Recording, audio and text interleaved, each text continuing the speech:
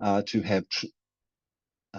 have training in advocacy, to have updates on key issues and initiatives for building a globally governed future to meet the challenges of today and tomorrow.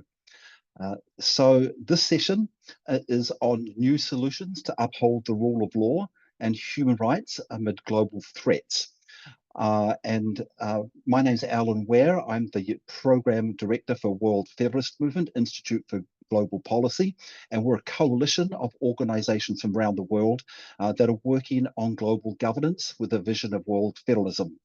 Citizens of Global Solutions is our United States partner and member organization, and Citizens of Global Solutions has been in existence for as long as the World Federalist Movement. I think they were established around about the same time, and it's been very active both in the United States but also internationally, in partnership not just with the Global Coalition, World Federalist Movement, but also with other member organizations of World Federalist Movement. So this event that's taking place primarily in Washington, DC, but also with some participation from people around the world, is very significant, very important, not just because of the important role that the United States plays in global affairs, but also because of the pioneering work that Citizens of Global Solutions has done on issues of governance and world federalism, peace, security, human rights, protecting the environment, and meeting other challenges. So here in this particular session, we're going to be looking at the role of law, and in particular human rights and the rule of law, global threats to that, challenges to the judicial institutions, a little bit about how the international judicial institutions are addressing key issues relating to international law, peace, security, human rights, mass atrocity crimes, and what are some other initiatives that are being promoted, advanced, that might strengthen the rule of law and judicial institutions. So we're going to have a couple of rounds of questions for our panelists, and then we'll open up to questions and answers from the audience, both in DC and also online. So I'm going to introduce the panelists now, and we're very privileged and honoured to have some wonderful speakers with us today. Yasmina Gourchane, Advocacy Officer for the Coalition for the International Criminal Court, is with us. This is the international civil society coalition that successfully campaigned for the establishment of the International Criminal Court in order to build individual accountability for crimes against humanity, war crimes, genocide, and the crime of aggression. And the coalition continues to support the operation of a fair, effective, and independent court. Now, our next panelist will be Karamit Singh, who's the Deputy Director of Integrity Initiatives International, which is an international civil society organization fighting grand corruption, which is the abuse of high-level power that benefits the few at the expense of the many. And a key project of Integrity Initiatives International is advocacy for the establishment of an international anti-corruption court. Then we'll have Alexandra McIsaac, who is Executive Director of World Federalist Movement Canada, which is dedicated to improving global governance and promoting principles of federalism at the international level, and also, of course, amongst Canadian constituents. And their programs cover global democracy, peace and security, world environment, human rights, and world economy. Then we have Tess Graham, who's legal advisor at the Global Justice Centre, which advances human rights through the rule of law. The centre has a strong focus on prevention of and accountability for mass atrocities and on feminist multilateralism. Then we have Saul Kenny, who is Communications Advisor at the UN Charter Reform Coalition, which was established to mobilize UN member states to invoke Article 109 of the UN Charter to call for a general conference to review and update the Charter so that the UN can better meet critical global challenges of today and tomorrow.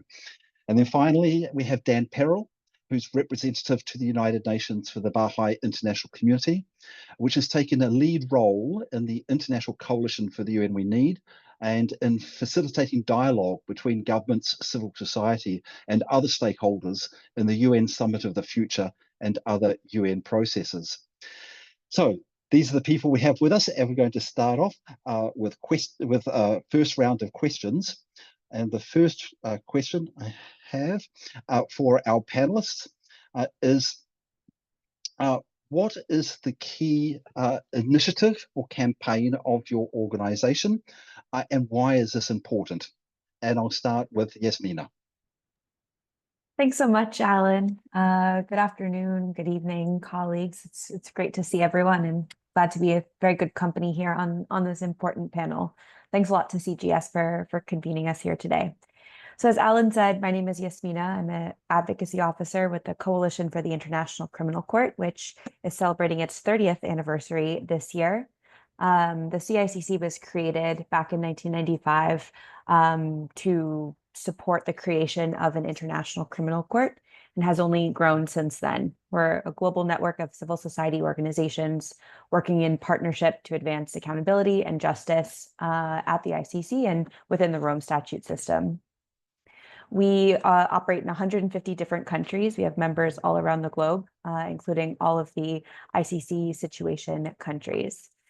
Again, we're a very large network, some big organizations. There's some member organizations on this call even today. And I'd say the bulk of our membership are really sort of smaller, locally, regionally, or domestically focused NGOs that have different backgrounds, different mandates. Some are focused on accountability in their own countries. Some are focused on victims' rights, so on and so forth. So really everybody kind of strengthens this quilt of justice that we have at the CICC. The CICC also has a position of neutrality, which I think is quite important to mention. That allows us to speak as a unified voice when we have consensus on a set of sort of agreed upon principles, like ensuring the ICC's Rome Statute is a universal one. We promote the principle of complementarity. We insist on transparent and merit-based elections, just to name a few of the campaigns that we focus on. We also have a very unique relationship, I would say, with the ICC as an institution, as well as its Assembly of States Parties, which is sort of its legislative arm, you could say, of its member states. And this is a role that was established quite early on in the establishment of the ICC, and has really only strengthened since then. And what we do is essentially, or the way I think about it really, is we provide this platform for our members to act, to engage. We're the ones with the access and the tools and the connections, and our members bring the expertise to the table. So this happens in many different ways. Sometimes that engagement is, quite high level, whether our members are engaging at the General Assembly of the Assembly of States Parties, bilateral meetings that we have with the court on an annual basis, but also informal engagements. If the Office of the Prosecutor happens to be in a situation country, we'll convene those meetings so that our members can be there and share, this is the situation on the ground, this is what we need from you, these are the questions that we have. So really kind of strengthening that relationship between civil society and the ICC, which is quite important in my view. On a day-to-day basis, myself and my colleagues at the Secretariat provide information. As the colleagues I'm sure know, the members on this call, we send a lot of emails, a lot of meeting invitations, and really what we hope to do is to build the capacity of our members and to support their work and to show our solidarity in that way. So overall, what we try to do is really promote justice and accountability at the ICC. We make sure that victims' voices are heard in a meaningful way. And I think in days like today, where there are conflicts all around the globe, I think the need for justice and accountability is only growing more and more. So, we are often seen as the court's biggest critics, but we're also the biggest supporters of the court. And that's because we love it so much and we just want to make sure that it's fit for purpose. So that, in short, is what we at the CICC do. So I'll leave it there. Back over to you, Alyn. Thanks. Thank you very much, Yasmina. Of course, the court has been getting a lot of media and political public attention recently. And of course, part of that is indicating how important it is and how significant it is. If it wasn't significant, it wouldn't be getting this attention, both positive and negative, both support and opposition. So I'm sure there's going to be some questions and comments arising during the question and answer session on the role of the court. So thank you very much for that introduction. So our next speaker is Karam Singh on the International Anti-Corruption Court Initiative. So Karam, What is the principal campaign and why is it important? Thank you. Thank you so much, Alyn, and good afternoon to everybody in Washington and New York. I'm joining you this evening from Cape Town in South Africa. As Alyn said in his introduction, my name is Karam Singh, and I'm the Deputy Director at Integrity Initiatives International, which was formed in 2016. Triple I, as we call it, has the mission to strengthen the enforcement of criminal laws, to punish and deter leaders who are corrupt and regularly violate human rights, with a focus on grand corruption, kleptocracy, and state capture. Triple I's primary goal is the pursuit of the creation of an international anti-corruption court, IAC court, that will hold corrupt leaders and their co-conspirators accountable when national governments are unwilling or unable to do so. An international anti-corruption court will exercise jurisdiction and function on the basis of a legal treaty or statute that will be agreed to by nations across the globe who are interested in pursuing accountability for kleptocracy, grand corruption, and state capture by way of criminal prosecutions and asset recovery. This is an important initiative because we live in a climate of impunity and regression when it comes to the fight against corruption. That is unable to grapple with the complex transnational character of corruption and the inability of national systems across the globe to push for accountability.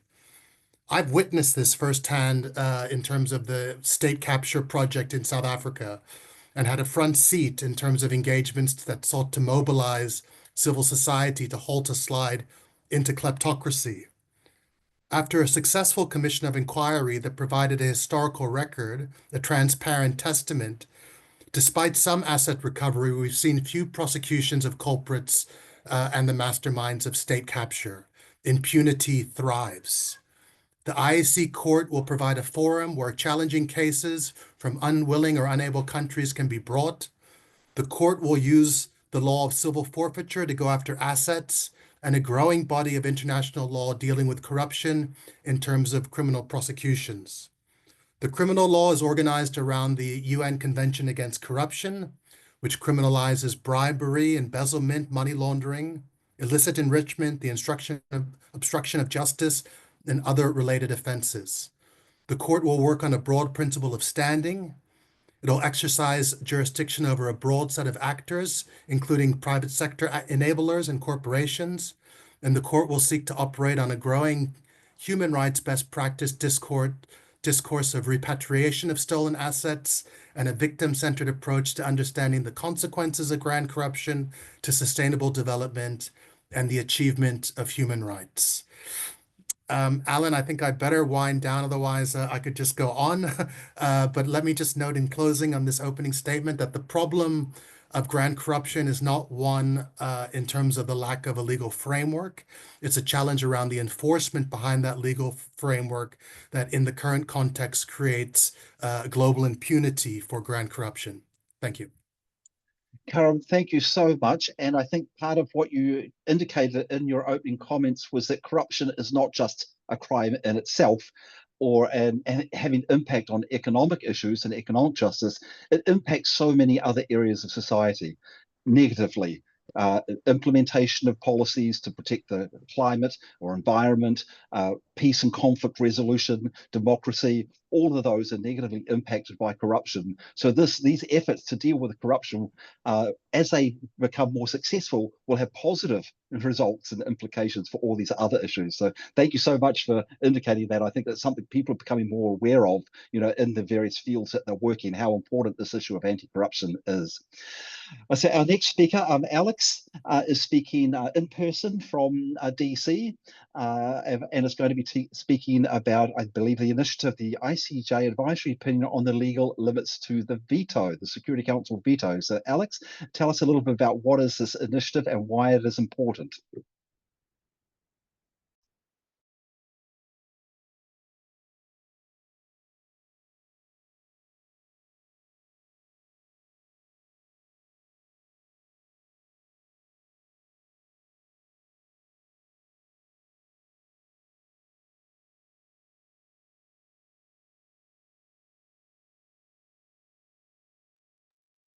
Just checking online, we're not hearing yet. Alyn, can you see and hear me, Rebecca? And then Yes. in a moment. Yes, we can. Okay, great. And can you see Alex at the podium? We'll try to get this a little bit closer. Yes. Yes, okay. Thank you so much.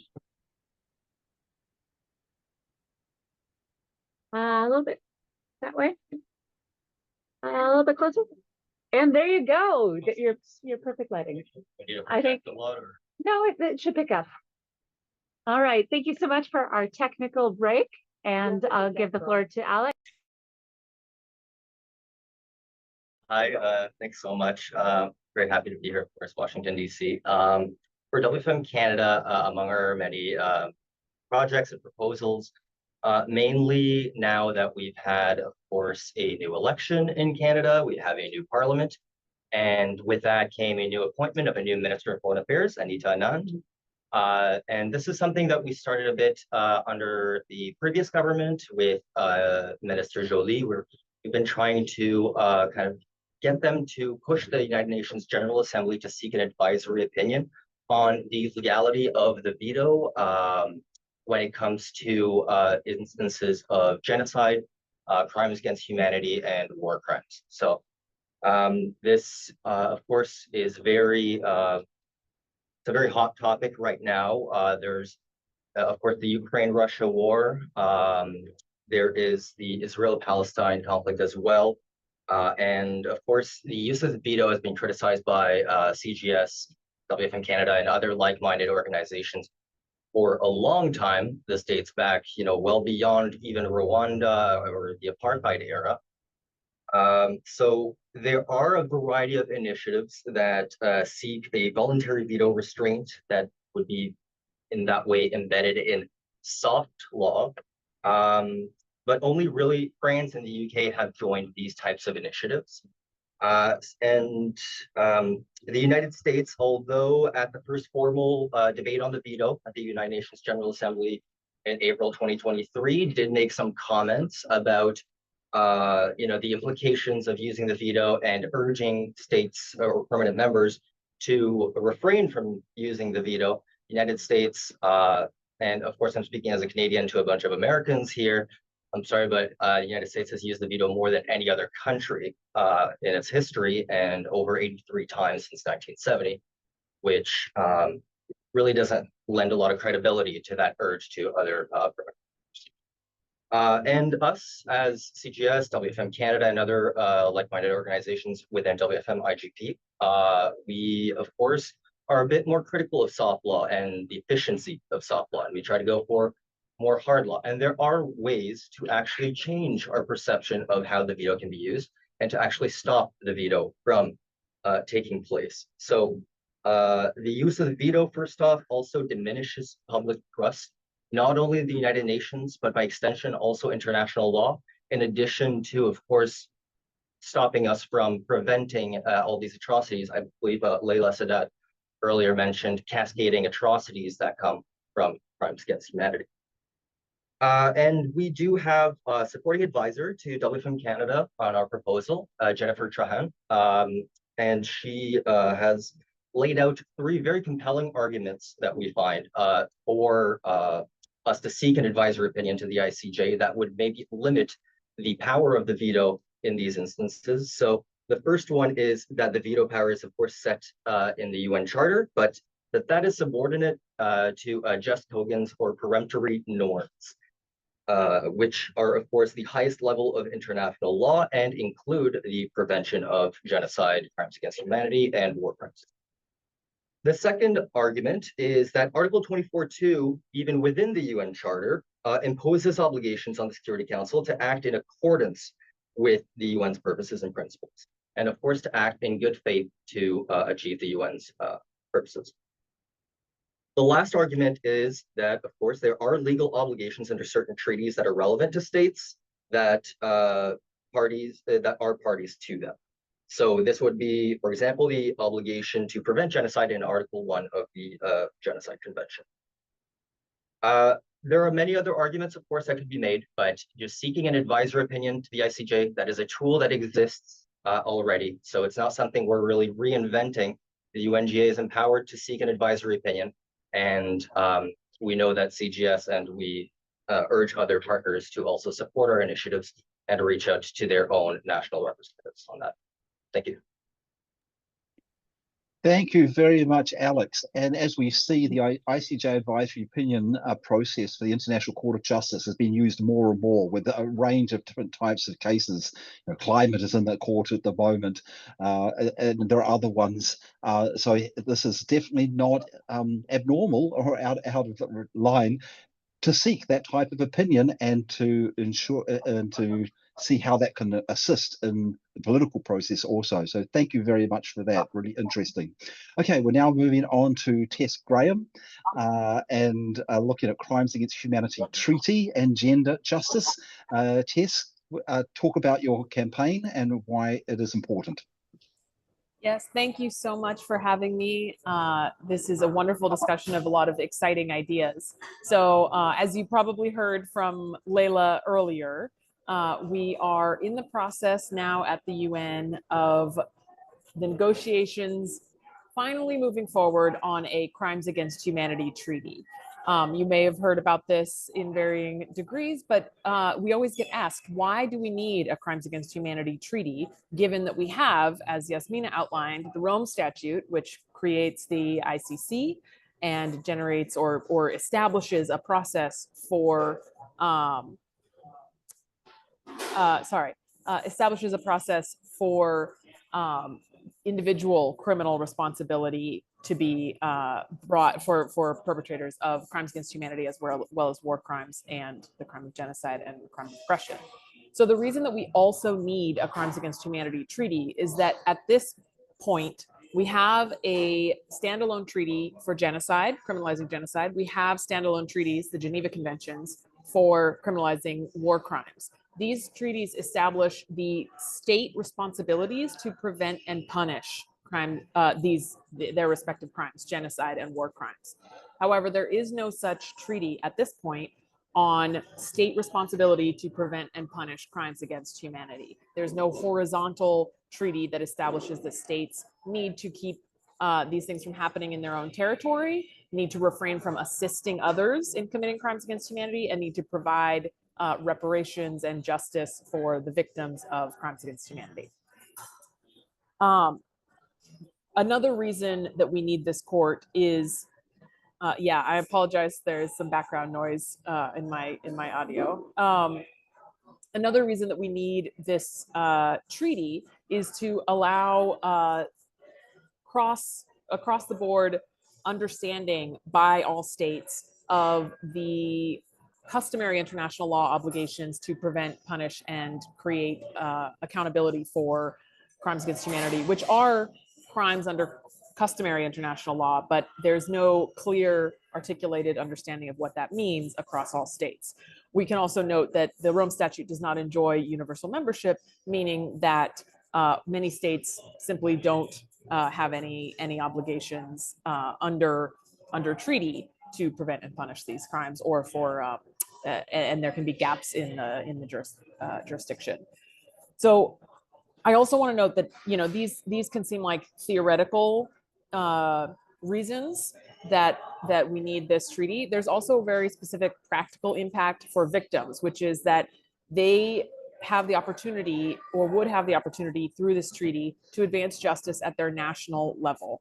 The ICC is a court of universal jurisdiction in theory, but it actually takes very few cases, and as we know, is greatly overstretched, has limited resources, there can be political opposition. So the proportion of these universal crimes that actually come before the ICC is very small. This treaty would create a framework that would allow for a greater number of victims to advocate for their own rights in their national jurisdictions. It would also solidify universal jurisdiction to allow for victims to advocate for their rights in other jurisdictions if their home governments are not willing or able to fulfill their obligations. And for all of us, this treaty presents an opportunity to strengthen international norms around accountability and justice at a time when those values are challenged. Although, you know, we face questions about the utility of international law, this is an opportunity to re-engage and a generational opportunity to articulate what these things are, what values we wish to protect as an international community, and what we think is owed to the people whose rights have been violated. So I will quickly just mention the treaty currently has moved from the UN 6th Committee into a pre-negotiation posture. The timeline is a relatively long one with pre-negotiation meetings in 2026 and 2027, and the actual diplomatic conference to negotiate the treaty in 2028 and 2029. So we have some lead time. We also have a lot to do. And one of the initiatives that the Global Justice Center, my organization, is working on most closely is the opportunity to advance gender justice within the Crimes Against Humanity Treaty. I'll just mention our 5 proposals, and we can go into more depth in Q&A since time is limited. So the Global Justice Center is coordinating a coalition of civil society organizations that's pushing for 5 main proposals to amend the current draft articles that will be the basis of the convention. Those 5 proposals include the codification of some crimes that have been recognized in international jurisprudence at various levels, but they're not in the draft articles. This includes the slave trade, forced marriage, and reproductive violence, as well as some changes to the definition of forced pregnancy. We also are advocating for the codification of gender apartheid, which has never yet been recognized as an international crime, but we believe should be. And then finally, we are advocating for an overall approach that centers victims and survivors of crimes against humanity within the draft articles, within the process of drafting and adopting the convention, and within its implementation. So we have a variety of proposals on that. I'll leave it there and happy to answer any questions on any of this process as they come up. Thank you. Thank you very much, Tess, and it's very exciting that this is moving forward. Yes, it's a long process, but anything good generally takes time, you know, to make sure that it is a good outcome to the process. So definitely the importance of engaging this now is you've highlighted. Thank you so much. We are running a little bit over time, so just for the last 2 speakers, please keep to the 4 minutes. The next one is Saul, who's going to be talking about the UN Charter Reform Coalition. Saul, what's the Principal Initiative campaign and why is it important? Thank you very much. Thank you. I hope everyone can hear me. I had some problems with my audio before, but I hope I'm heard loud and clear. Great. So I'm joining you from Brussels, where nightfall is also fast approaching, but thank you very much. It's great to be spending my Friday evening with you all. To start answering the question, I'm actually going to want everyone to return to December 2024. And then President-elect Donald Trump was in Paris for the reopening of the Notre Dame Cathedral, which had burned down in 2019. And on that trip, he mentioned how the world was a little crazy right now. And for once, he was not wrong. The multitude of crises that we face is beyond crazy. Actually, it is unprecedented. In fact, since the start of this decade alone, the world has experienced the most violent year since 1945, the most severe pandemic in a century, and the hottest year on record. These challenges are crying out for global solutions, yet not only do these calls fall on deaf ears, they seem to not find a place to fall at all. So that is the premise of the UN Charter Reform Coalition. In a crazy world, we need to ensure our international system is fit for purpose and can adequately respond and not add to our common challenges. And I guess you could say that is why it is important. But what is our campaign about in more detail? So the UN Charter was written in 1945, and we are of the opinion, and I think many of you would agree, that the world has dramatically changed in 80 years. And the UN has changed too. In terms of its membership alone, it has grown from 51 member states to 193 today. However, the UN Charter that was adopted then has remained to a large extent the same. So we believe that a reviewed UN Charter can help us respond to the challenges that I mentioned earlier. The UN, after all, is the bedrock of the international order, yet it does not reflect the reality of our current world. Another example, there is no mention of the environment or climate in the UN Charter. Yet, today, humanity's greatest threat is the climate crisis. And this is not to mention the inequalities embedded within the UN, such as the P5's ability to hold the UN Security Council hostage. So what we propose is building, coordinating a coalition to reform the UN to make it fit for purpose, And the means through which we think this should be done is actually found within the UN Charter itself. Article 109 allows for a general review conference to be held of the UN Charter if, and I quote, a majority vote of the members of the General Assembly and by a vote of any 7 members of the Security Council. In fact, Article 109 was inserted in the Charter as a means to get it approved. US Secretary of State John Foster Dulles, who was pivotal in drafting the UN Charter, noted in 1954, and I quote, and it was only possible to secure acceptance of the Charter at San Francisco by a provision assuring that there would be an opportunity to review it. So while our coalition is still relatively young, our movement is growing. Former diplomats, leaders, and civil society organizations have already joined our call. But not only, in November last year, the leaders of India, Brazil, and South Africa actually put out a statement endorsing Article 109 to review the UN Charter. And yes, there are, of course, valid fears surrounding reopening the UN Charter, which I'm sure we'll touch on later in the Q&A session. But to return to the Notre Dame Cathedral, we should not wait until the multilateral system has completely burnt down to the ground around us before we act. We know there is a fire hazard. In fact, the fire may already be approaching. So our call is to review, reimagine, and recreate the United Nations. Saul, thank you very much. The UN Charter Reform Coalition is one of the coalitions that was established in the run-up to the Summit of the Future last year as a way of bringing together civil society actors, like-minded governments, and other stakeholders in some of these really important issues for the UN. And so our next speaker, Dan, is going to talk a bit about the Summit of the Future, what was achieved with it, the Pact for the Future, and the impact coalitions. Dan, tell us about this process in 4 minutes and why it's important. Okay, I'm going to speak in 3 minutes per minute.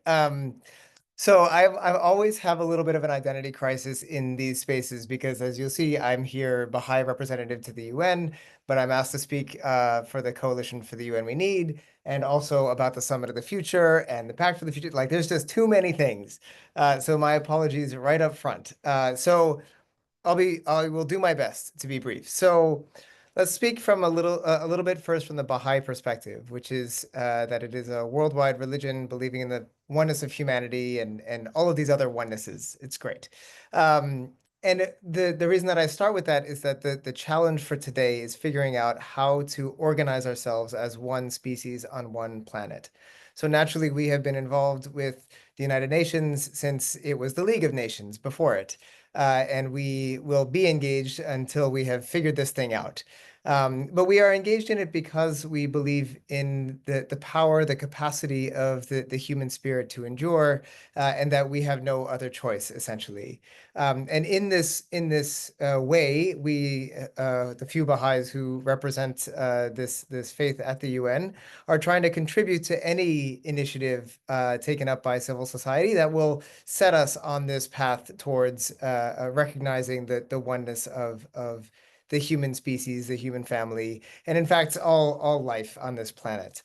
And so in this regard, we are often engaged with many different civil society organizations, whether it's the Coalition for the UN We Need in this context, or the NGO Major Group, the NGO Committee on the Status of Women, like all of these different things, we try our best to support and contribute to them. And I think the approach is guided by this idea of optimism and hope, embracing our global interdependence and sort of creating the systems that we need for future generations to flourish. Present ones, hopefully as well, but as Saul was mentioning, there may be a little bit of a fire that we're dealing with at the moment. So maybe we should also be thinking about not just putting out that fire, but rebuilding the building so it is fireproof. So I'll talk about a couple of things that the Coalition for the UN We Need is doing. One was that we drafted a People's Pact to run alongside the Pact for the Future that came out of the Summit of the Future, and that we think has a number of more forward-looking and aspirational and impactful outcomes were they to be adopted, but of course the political moment did not allow it, yet it can still serve as a helpful tool going forward. We also worked very closely with a number of other civil society organizations at a civil society conference 1 year ago, May of 2024, in the lead up to the Summit of the Future, where a number of what we called impact coalitions were created. Forgive the pun, though I can't say I was not involved in creating it. These impact coalitions are meant to demonstrate a new way of engaging civil society, member states, the UN, and other actors, that it is not solely civil society's role to hold member states accountable and to serve as sort of this guardrail, but also as those who are helping to solve the very problems that they have found, and work hand in hand with member states. Not to say that the roles are mutually exclusive, but that there needs to be space where we can collaborate as well. So over 20 impact coalitions were created there. 13 of them still exist. Many of you are involved in them in one way or another. But essentially, they are meant to fill a gap, both of process, so it is not meant to be adversarial, but also of issues, so topics where there are not already existing coalitions. So future generations, intergenerational things, global climate governance, these sorts of issues that maybe have not yet found a home at the UN can find a home with these impact coalitions, and then go on to do whatever they think is best. As Saul was referencing, the Charter Reform Coalition itself has sort of taken life of its own, and that's the aspiration. And let's hope that we are able to fulfill those aspirations. Back to you. Well, thank you very much, Dan, and thank you to all of the panelists so far for describing what it is your key initiative and why it's important. Now, the next question, and this will be the last round before we go into questions and answers from the audience, is looking at what could be the impact of these. Particularly, what impact can these initiatives, measures, or institutions have when some countries remain outside of these mechanisms, and there are other powerful actors that are hostile to them? So that's the question. What impact does your initiative can your initiative measure or your institution have when there are countries and powerful actors hostile to it? We'll do a different order here, and please keep to 3 minutes this time. See, we're a little bit over time. So I'm going to start with you, Dan, if you're ready. Did you all miss me? So what would I say? So from the Baha'i perspective, I think our role is to convene. And we can convene in any time, whether people are all getting along or whether there's disagreements. We try to be a neutral third party. And so if you have a convening you'd like to see take place, call us. It doesn't really matter what the political winds, how the political winds are blowing. But maybe the more substantive thing I wanted to say is that we have to be careful not to operate in such a scenario where we imagine that the elephants have that much power over the grass. Like there's this adage that when the elephants fight, it's the grass that gets hurt, which is true. But we have to see that the world is actually far more equal than it was in 1945. And if we put too much stock in the role of the elephants, then we actually may give up on the power and the capacity of the grass to do its bit. And what I mean by that is, we talk often about 1, 2, or 3 member states. There are 190 others that have such capacity together when their forces combined to make incredible change. A part of me wishes that the UN, in its calls for reforms and all of this, was just saying, fine, you want out, we'll see you later. Because we have enough power, we have enough capacity to do what's right, and we will do it. We have to do it, and with or without you. And I think that we perhaps spend too much time worrying about the elephants and not enough time treating the grass. And so that would be sort of my plea in 3 minutes. Thank you so much, Dan. I'll go to Tess now. Same question.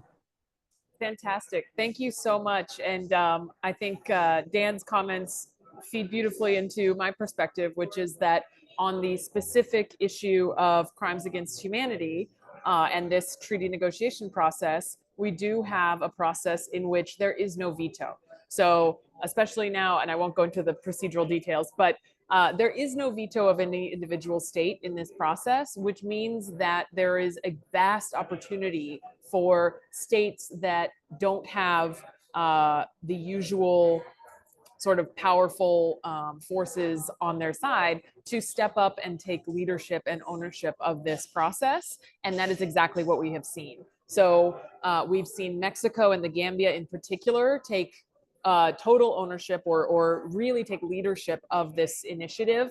And then we've seen beautiful coalitions and unusual coalitions of states from around the world step forward and say, this is an important issue for us. This is essential, and we are determined to move forward.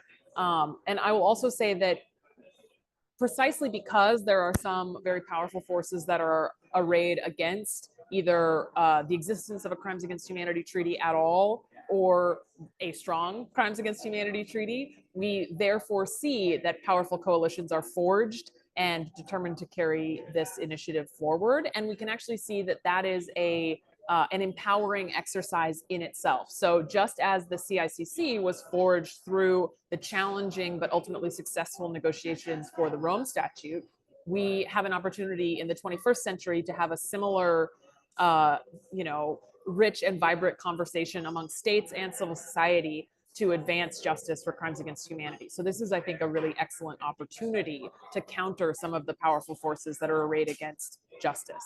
And then finally, I do want to also just make a case, a small, short case for the power of international law generally. I think that we often, and especially now, are jaded and see international law as feckless and weak.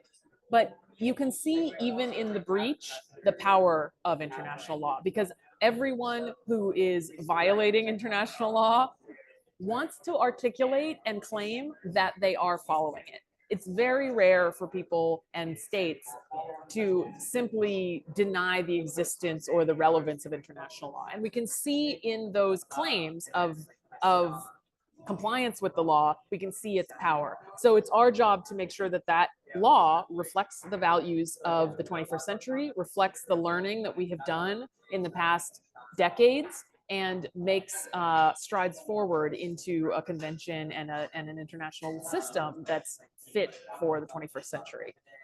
And also, I want to give a quick shout out to the Baha'i Center for indeed convening regularly and offering space. It's incredibly valuable. Thank you. Thank you, Tess. Now, next person to address the question is Alex from in the room in DC. And while Alex is coming up to the podium and we're bringing the laptop close to him so we can hear it, just a reminder that for those of you in the room in DC, start thinking about your questions. And I believe that Rebecca will take those and field them to the speakers. And if you're participating online, there's a question and answer box that you can put your question in there, and I'll be monitoring that and fielding them to the panelists. So, Alex, floor is yours. Hi. Is there going to be an echo? I use this audio. You can mute them.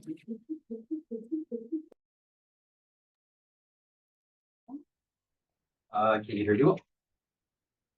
Yes, that's good.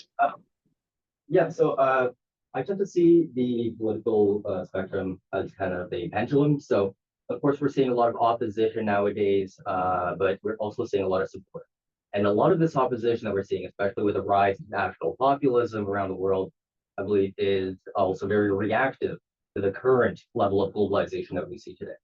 And it's not unprecedented in the sense that this very much, or the level of globalization that we have today, very much mimics the levels of globalization we're approaching at the end of the 19th century. And what that turned into is, of course, two major world wars, a lot of atrocities, and that was terrible. But then we had the League of Nations, and we had a bit of an interwar period. The League of Nations failed. We thought it was the end of this type of international law, the end of the possibility for peace. But these norms and these ideals were still out there. And what that turned into, of course, at the end of the Second World War is the United Nations. The United Nations is, of course, built on the skeleton of the League of Nations. And if we do see this happening again, if we do see populism rising as we are seeing, of course, eventually the United Nations might fail, but there will always be something to replace it. And that really gives me and my the members of my organization, at least, a lot of confidence that we still need to fight for these ideals, these norms. They need to be out there so that in the eventuality of anything like this happening again, that we can create a new and stronger intergovernmental organization or a world federalist organization. Thank you so much, Alex. And we go to Saul now.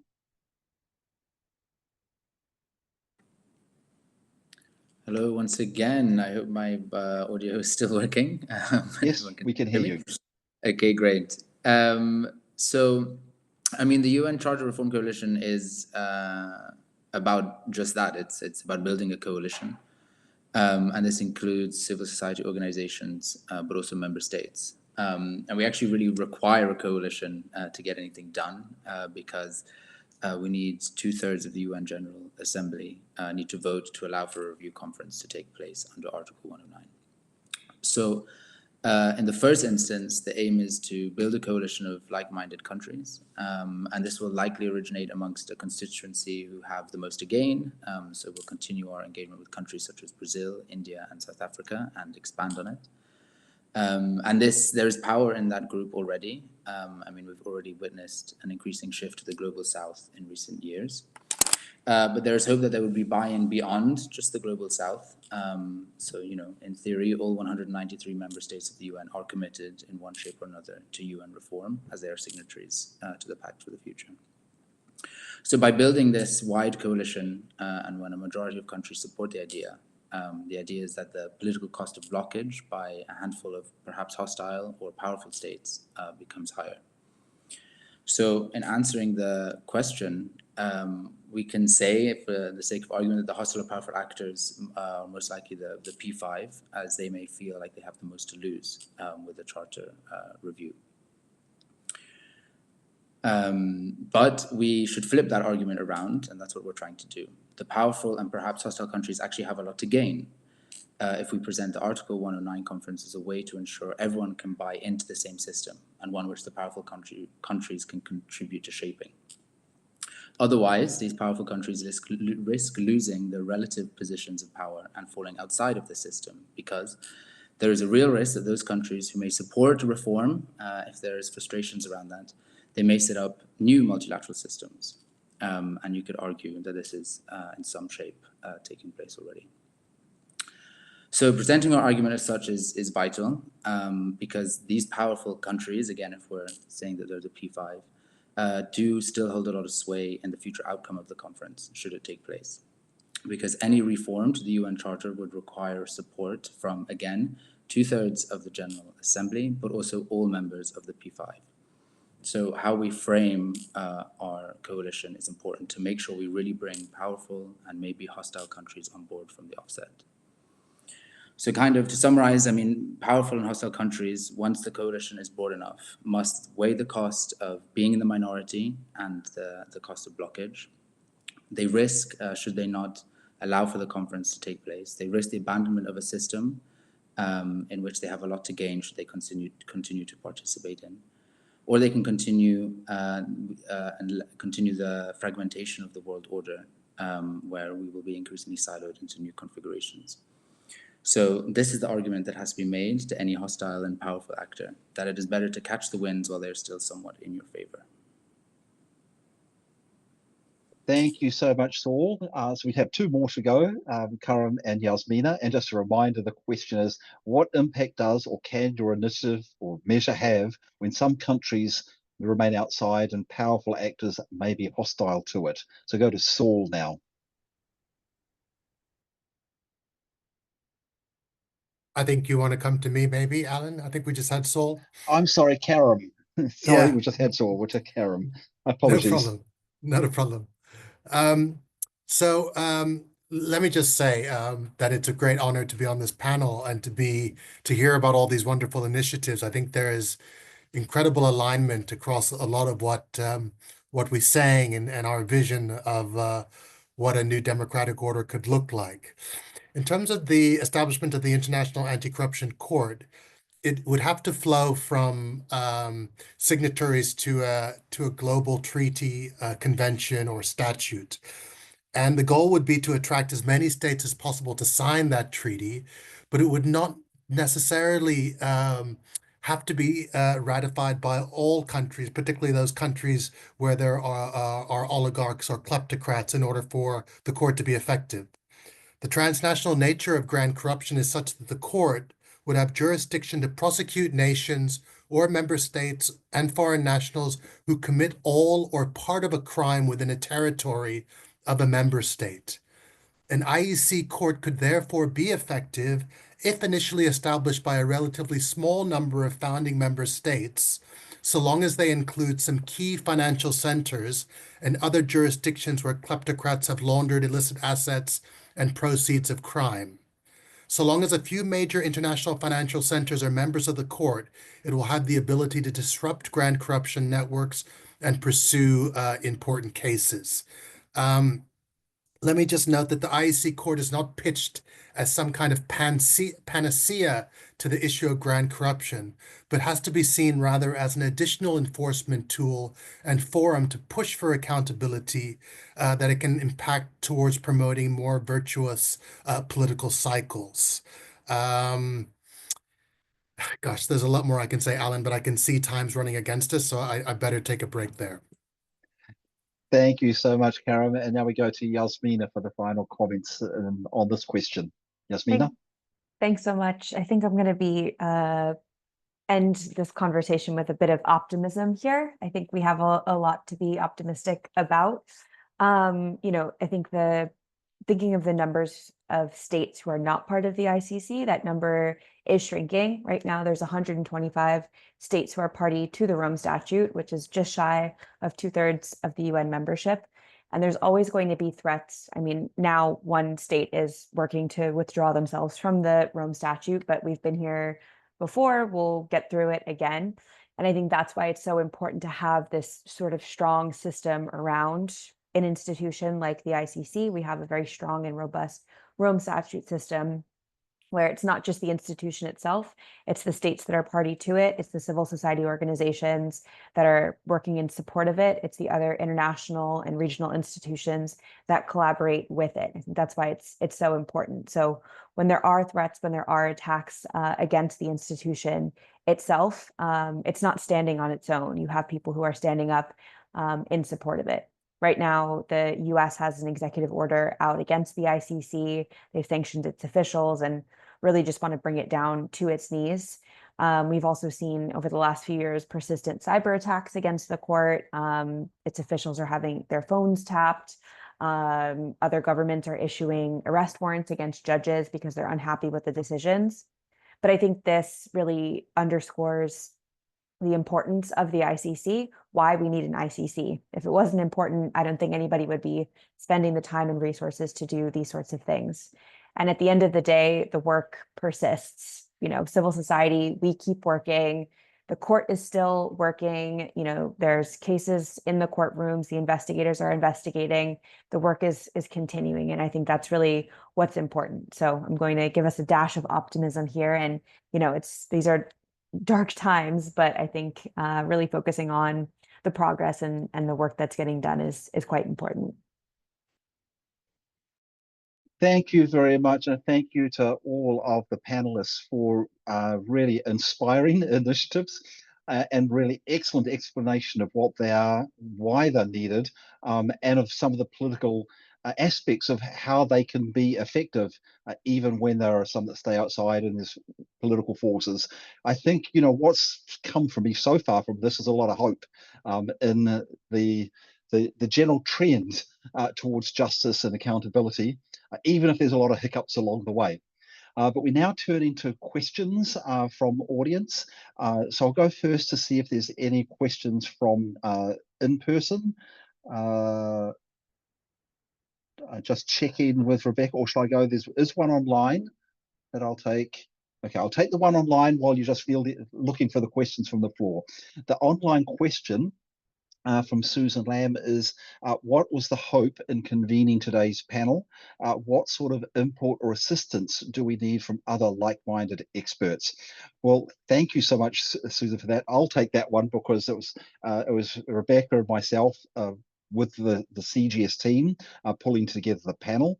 But then I can, if there's any other comments from some other panelists, that'll be good. But the purpose for doing this was to demonstrate that there are important legal mechanisms and legal processes and law that can have impact even in dark times. In fact, even more importantly, in dark times, that these can have some impact and that there are initiatives which are gaining some traction and momentum.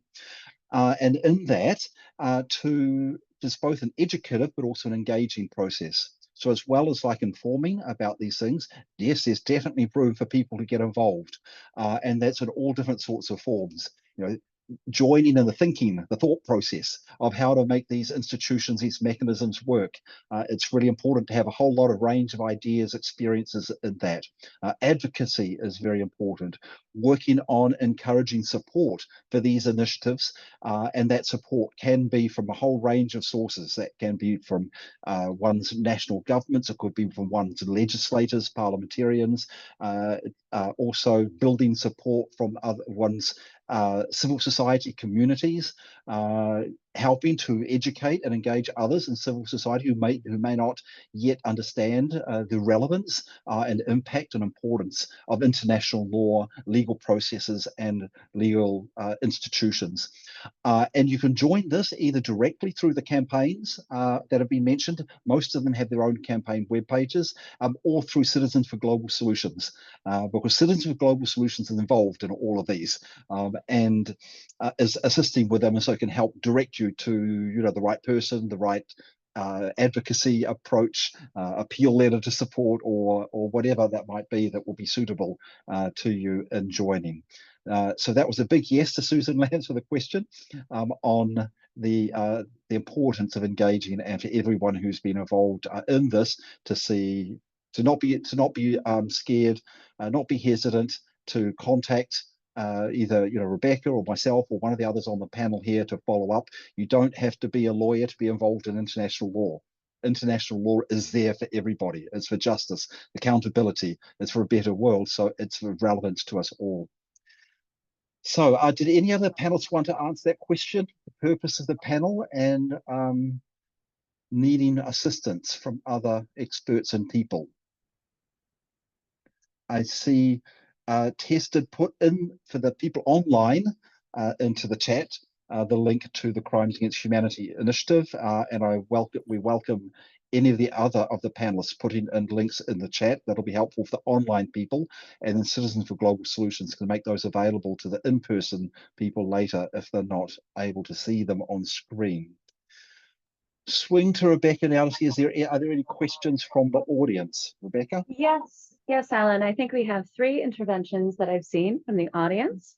We're going to work our technical magic right now and try to get you to see and hear everyone as well as possible. And I'll ask those who are taking the floor to kindly introduce themselves, starting with Adam, and then I have Gail and Emma. And I didn't see any other hands, but that will be round 1. Thank you, first of all. My name is Adam. I'm an educator from New Jersey. A lot of what we've talked about so far at the summit has been engaging young people through CGS's work in an early appreciation for world federalism and for global institutions. And I was just wondering if the panel could share what the spark was in your adolescence for your involvement today. And hopefully maybe we could learn from that to inspire that spark in others. So on the panelists, who would like to answer that? Your inspiration for being involved.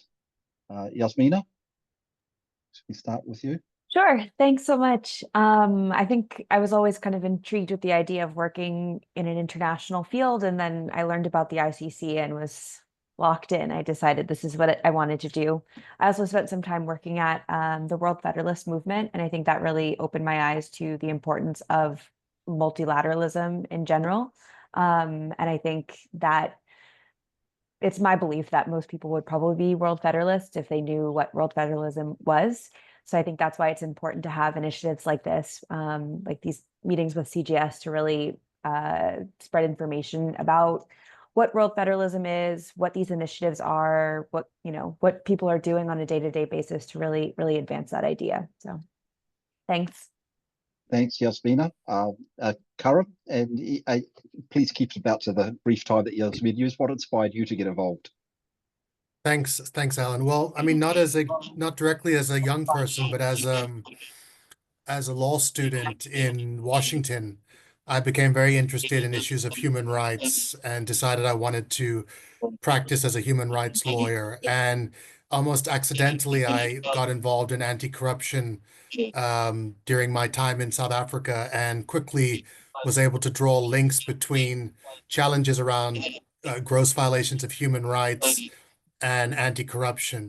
I should also say that I did grow up in New Jersey as well. And as a kid, I do remember growing up in the backdrop of Watergate, and a kind of national shame that really I think we're in a moment now which really puts Watergate to shame in terms of what's happening in Washington. But that was certainly influential in terms of my political consciousness. Thank you, Karam. Alex, briefly, what inspired you?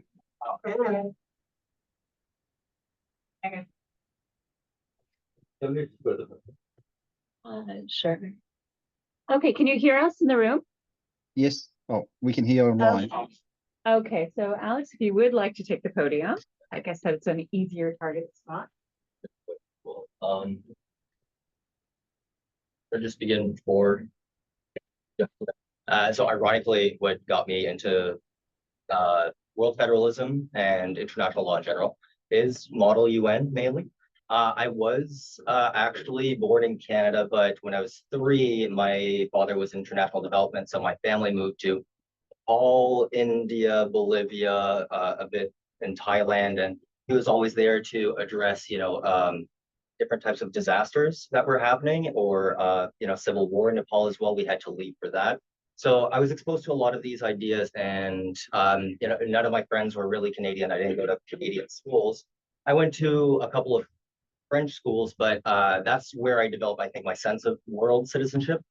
And then when I was in college, I was studying mostly, I was stuck between psychology, economics, and then I went into law for a bit because of the French program CGS in Quebec. But I ended up in international law because of Model UN. And that's where I pursued my undergrad and my master's. And I just found this article by John Scales-Avery on world federalism that really, it clicked for me, really. That's what we need in this room. Thanks, Alex. We go to Tess. Briefly, what inspired you? Yeah, thank you. What a great question. I trace my interest specifically in international law and justice to 9/11. Actually, I grew up in a rural red state, and when 9/11 happened, it shocked me. And then I was 11 years old, and then the community response around me of my peers and my teachers and my parents, the parents of my friends, was very militant, very militarized, and very racist, frankly. And that struck me as a really unproductive and didn't correspond to my understanding of the world and how you might prevent someone from doing horrible things. And so that sent me down a path of trying to understand alternatives and ways that the world might be more just, and where atrocities could be prevented, not through force, but through justice. And so that led me to law school, and then international human rights law, and now into international justice and gender equality work. Thanks, Tess. Saul, what inspired you? Hi. Yeah, great question. I don't know. I don't think there's one particular thing that inspired me. I was, when I was younger, involved with Mod United Nations as well. And when I was 16 for Christmas, I asked for the Universal Declaration of Human Rights. the poster to have on my bedroom wall. So I guess I always personally viewed, international law, multilateralism, and the like as, really representing kind of the best side of humanity. But I would agree with what someone said earlier, in that really, educating people from when they're young and presenting these things, because I think if more people were aware and were educated on it, they would also be world federalists too, in some shape or form. And just, through the coalition's work, this is what we're trying to do. And we've actually mobilized to host, I think later this year, a mock Article 109 review conference, so kind of an MUN, but on the Article 109. So, these are kind of important things to do. Get them while they're young. Thanks so much, Saul, and nice hearing the different inspirations for people. Dan has asked that he'll give his response after we hear the other couple of questions from the room.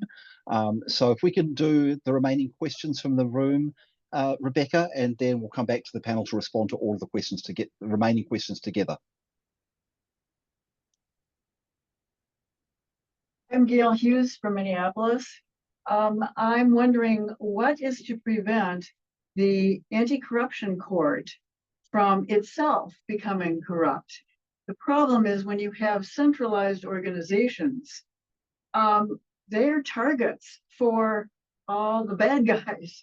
It seems to me they know exactly where they need to focus their attention to prevent them from prosecuting themselves, for example. I'm wondering if there are any decentralized solutions that would be maybe more difficult to corrupt all of them, like maybe through internet input by people all over the world. I don't know, I'm just brainstorming here. Thank you very much for the question.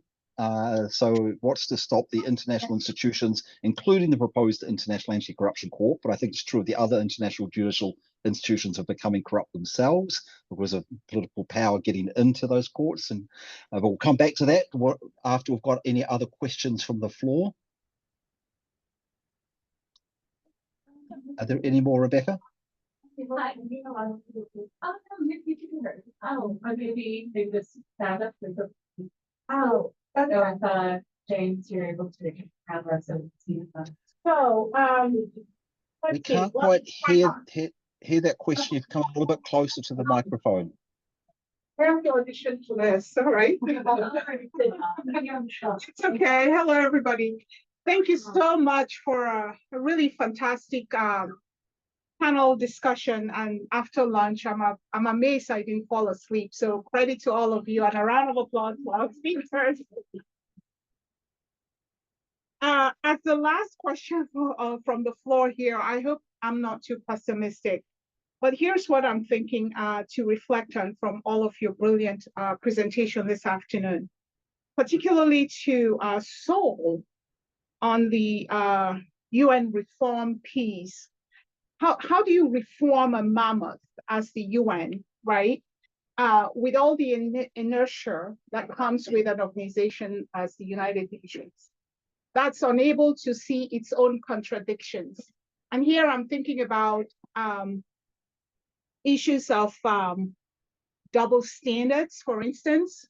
On the one hand, you would have a resolution against Russia, and a whole squad of countries are going to vote for this side or that side, whether they're small or big nations. There's horse trading in the backside, where smaller nations can trade up for a particular vote on the floor.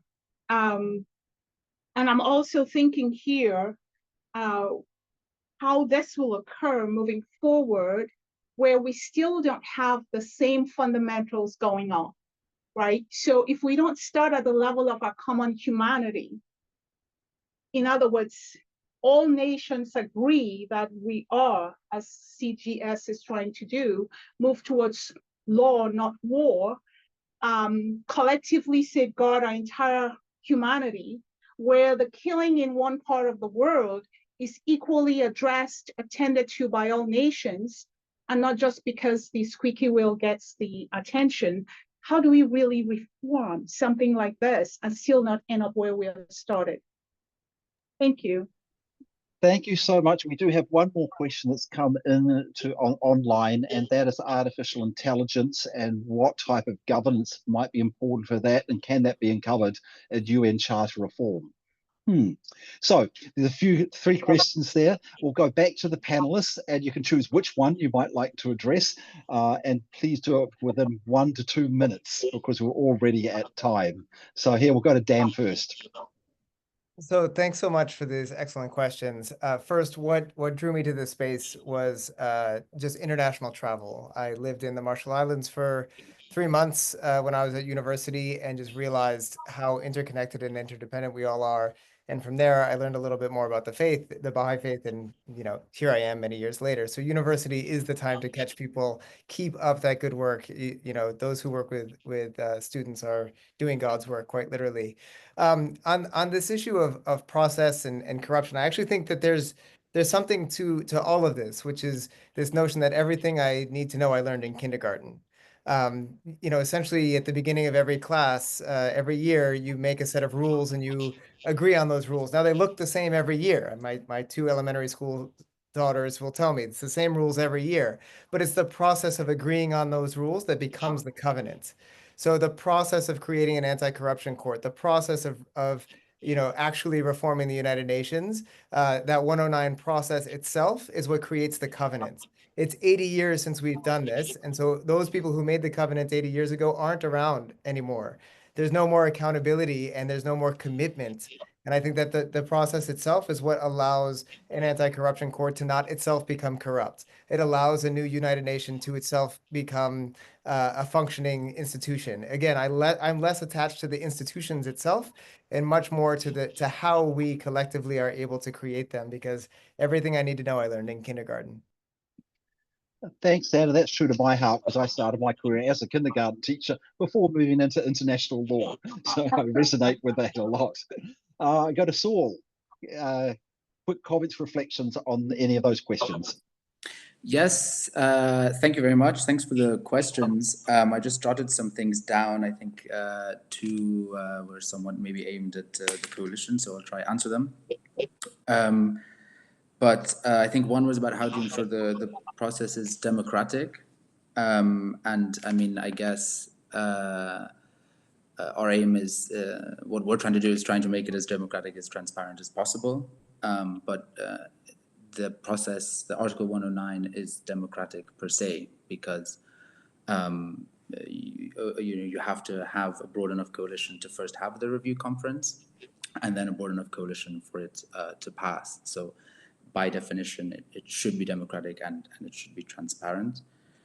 On what the artificial intelligence question and what a new UN charter could address that. Well, I mean, if you want the UN to really address artificial intelligence, you could do so through this review conference, because I haven't checked specifically for AI within the current UN charter, but I would bet that there's no reference to artificial intelligence in the charter that was written 80 years ago.